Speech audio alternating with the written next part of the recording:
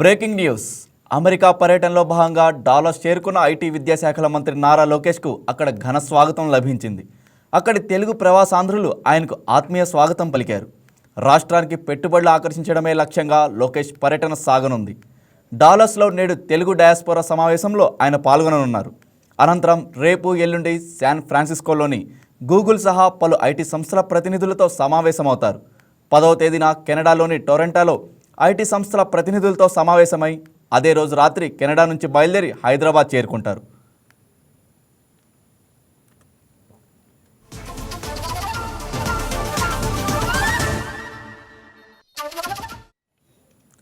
ఇక ఇదే విషయానికి సంబంధించి మరింత సమాచారం మా స్పెషల్ కరెస్పాండెంట్ రాజేష్ ఫోన్లో అందిస్తారు. Right, good afternoon Rajesh. చెప్పండి, మన ఐటీ విద్యాశాఖల మంత్రి నారా లోకేష్ పర్యటన ఎలా సాగనుంది?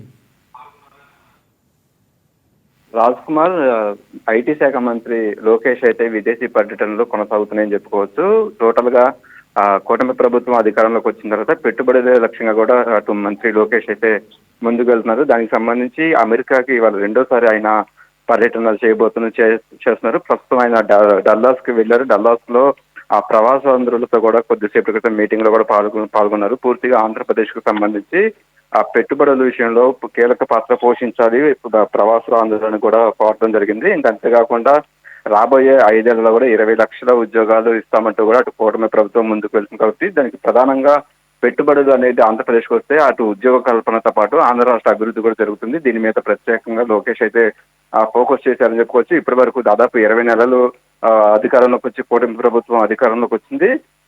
మన వైజాగ్ సమ్మిట్ కి సంబంధించి కూడా లోకేష్ కీలక పాత్ర పోషించారు. దాదాపు 150 కంపెనీలకు సంబంధించి పెట్టుబడులు పెట్టే విధంగా కూడా ఆయన గతంలో కూడా అనేక దేశాలు పర్యటించారు. అక్కడ పూర్తిగా సీఈఓలతో మాట్లాడడం, వెంటనే వాళ్ళు ఆంధ్రప్రదేశ్ కు తీసుకొచ్చి ఇక్కడ ఆంధ్రప్రదేశ్ లో పెట్టుబడులు పెట్టడంలో కీలక పాత్ర అయితే లోకేష్ తీసుకున్నారని చెప్పుకోవచ్చు. ఇంకా అందులో భాగంగానే మరొకసారి ఆంధ్రప్రదేశ్ కు సంబంధించి పెట్టుబడుల విషయంలో ఆయన 6 నుంచి 10వ తారీఖు వరకు అటు అమెరికాతో పాటు అటు కెనడాలో కూడా పర్యటించబోతున్నారని చెప్పుకోవచ్చు. దానికి సంబంధించి వాళ్ళ ప్రధానంగా ప్రవాసాంధ్రుల మీటింగ్ అయితే డల్లాస్ లో జరిగింది. ఆ డల్లాస్ లో ఎందుకంటే దాదాపు 20 ఏళ్ల నుంచి కూడా డల్లాస్ మొత్తం కూడా మన ప్రవాసాంధ్రులు అనేది కీలక పాత్ర పోషిస్తున్నారు. కాబట్టి వాళ్ళంతా కూడా ఆంధ్రప్రదేశ్ కి పెట్టుబడులు పెట్టడంలో కీలక పాత్ర పోషించాలి. అక్కడ డల్లాస్ లో ఉన్న పారిశ్రామికవేత్తలకు సంబంధించి వారితో మాట్లాడడం, ఆంధ్రప్రదేశ్ లో ఉన్న అభివృద్ధికి సంబంధించిన అవకాశాలు కావచ్చు, ఇక్కడ ఉద్యోగ రంగానికి సంబంధించినవి పూర్తిగా ఆంధ్రప్రదేశ్ లో ఉన్న అన్ని సౌకర్యాల మీద వాళ్ళకి ఇంట్రడాక్ట్ అయ్యి వాళ్ళతో మాట్లాడి పూర్తిగా ఆంధ్రప్రదేశ్ లో పెట్టుబడులు పెట్టడానికి ప్రవాసాంధ్రులు అనేది చాలా కీలక పాత్ర పోషించారంటూ కూడా అటు లోకేష్ అయితే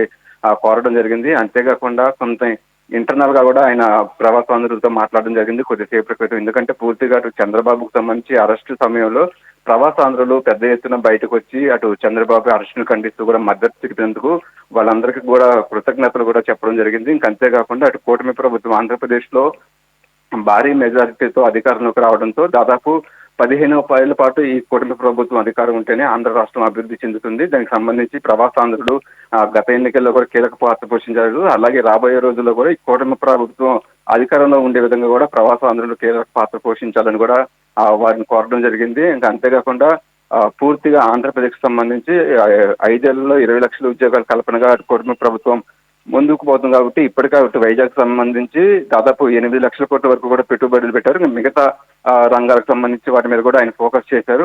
ముఖ్యంగా మ్యానుఫ్యాక్చరింగ్ కంపెనీలు కావచ్చు, గూగుల్ డేటా కావచ్చు, వీటన్నిటి మీద కూడా ఆయన ఫోకస్ చేస్తే ఆయా రంగాల్లో పెట్టుబడులు పెట్టే విధంగా కూడా అయితే పర్యటన అయితే కొనసాగుతుంది.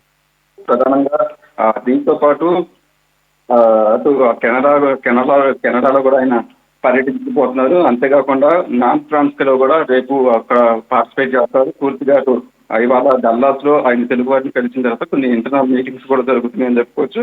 దాని తర్వాత రేపు అయితే నాన్ ఫ్రాన్స్లో మ్యానుఫ్యాక్చరింగ్ కంపెనీలతో వాళ్ళకి సంబంధించిన పెట్టుబడిదారులతో అయితే ఆయన మాట్లాడబోతున్నారు. పూర్తిగా అటు టెక్నాలజీ రంగం కావచ్చు, మ్యానుఫ్యాక్చరింగ్ కావచ్చు, ఆక్వా రంగం కావచ్చు, గూగుల్ కంపెనీకి సంబంధించిన ప్రధాన సీఈఓలతో అటు లోకేష్ భేటీ కాకపోతున్నారు. 8వ తారీఖు 9వ తారీఖు నాన్ ట్రాన్స్ఫర్ ఆయన కీలక సమావేశాల అనంతరం కూడా 10వ తారీఖు కెనడాలో పర్యటించబోతున్నారు.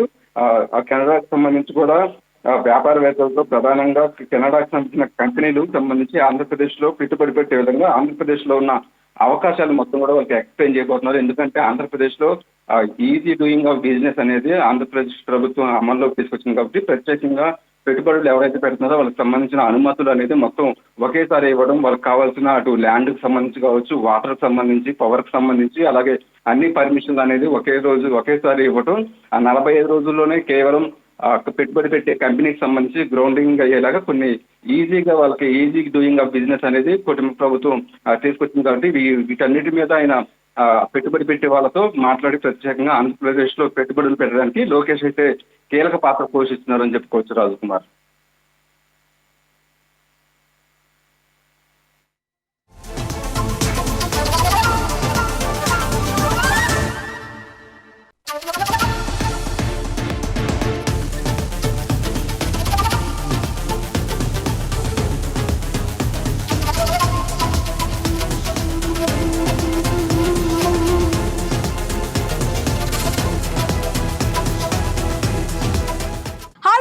ఈ వీడియో మీకు నచ్చినట్లయితే లైక్ కొట్టి షేర్ చేసి వైకే టీవీని సబ్స్క్రైబ్ చేసుకోండి.